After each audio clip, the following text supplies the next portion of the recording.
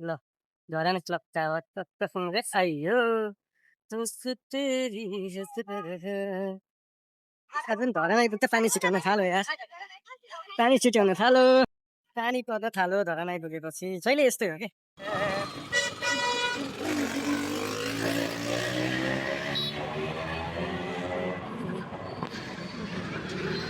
SIM SIM SIM पानी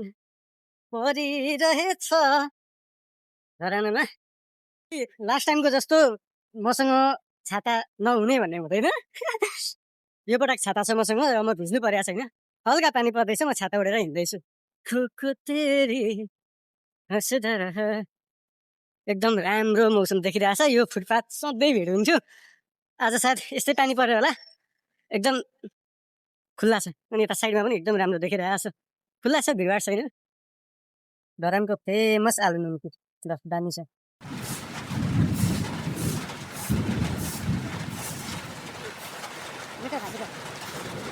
आलु निम्की खाएर म फेरि लागेँ रुमतिर